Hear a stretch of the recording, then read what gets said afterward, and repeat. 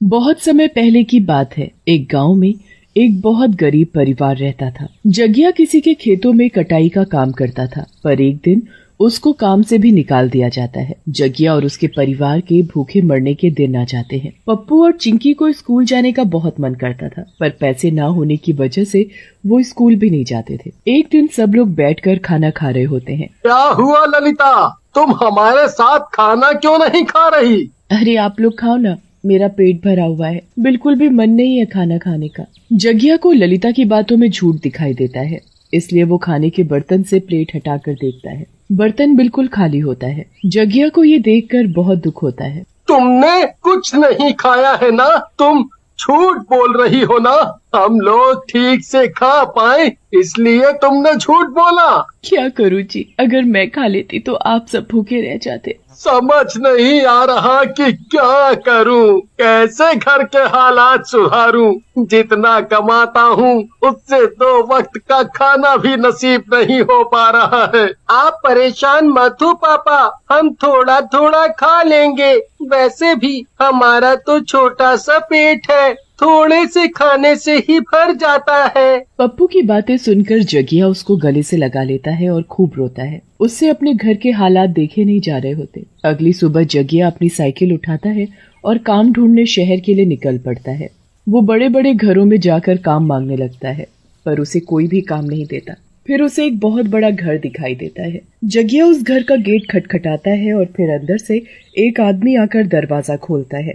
साहब जी, क्या मेरे लायक कोई काम मिलेगा? नहीं नहीं, यहाँ कोई काम नहीं है। चलो निकलो यहाँ से, जाने कहाँ कहाँ से आ जाते हैं। साहब जी, मुझे काम की बहुत जरूरत है। मैं दूर गांव से काम के लिए आया हूँ। आप जो बोलोगे मैं वो सब करूँगा, बस आप मुझे कुछ काम दे दो।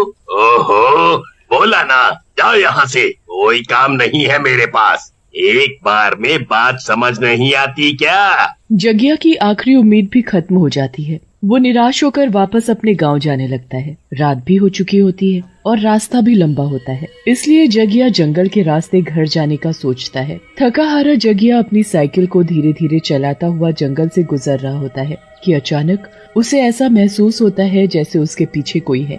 जगिया जल्दी से पीछे मुड़कर देखता है, पर वहाँ कोई भी नहीं होता। जगिया फिर से अपनी साइकिल चलाना शुरू कर देता है, पर फिर थोड़ी देर बाद उसे वही महसूस होता है जैसे उसके पीछे पीछे कोई आ रहा है।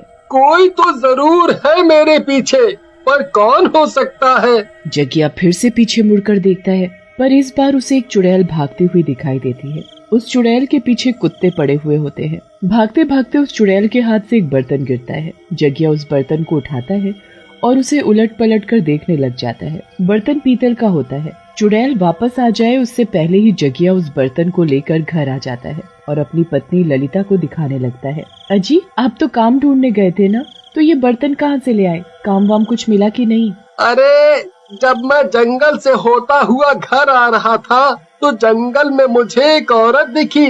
मैंने उसकी शक्ल तो नहीं देखी क्योंकि वो अचानक जाने कहाँ गायब हो गई थी, पर मैं ये बर्तन ले आया। वो औरत ये बर्तन वहीं छोड़ गई थी। इसे बेचकर कुछ तो पैसे आएंगे। कितने दिन खा लेंगे आखिर हम इस बर्तन को बेचकर? ललिता उस बर्तन को एक कोने में ऊंची सी जगह पर रख देती है। उसके बाद वहाँ पप्पू और चिंकी खेलने लगते हैं। खेलते खेलते चिंकी और पप्पू की एक अमरूद के पीछे लड़ाई होने लगती है। दोनों छीना झपटी करने लगते हैं, जिसके चक्कर में अमरूद उस बर्तन में गिर जाता है। क्या है बच्चों, क्यों लड़ रहे हो? देखो ना माँ, मैं बगीचे से अमरूद तोड़ कर लाई थी और पप्पू मुझसे वो अमरूद छीन रहा है। मुझे भी तो अमरूद खाना है माँ, मुझे भूख लगी थी इसीलिए मैं छीन रहा था। काश हमारे पास ढेर सारे अमरूद होते तो कितना अच्छा होता। पर ऐसा नहीं है ना बच्चों। चलो मैं अभी उस अमरूद को निकालती हूँ और उसे आधा आधा करके तुम दोनों को देती हूँ।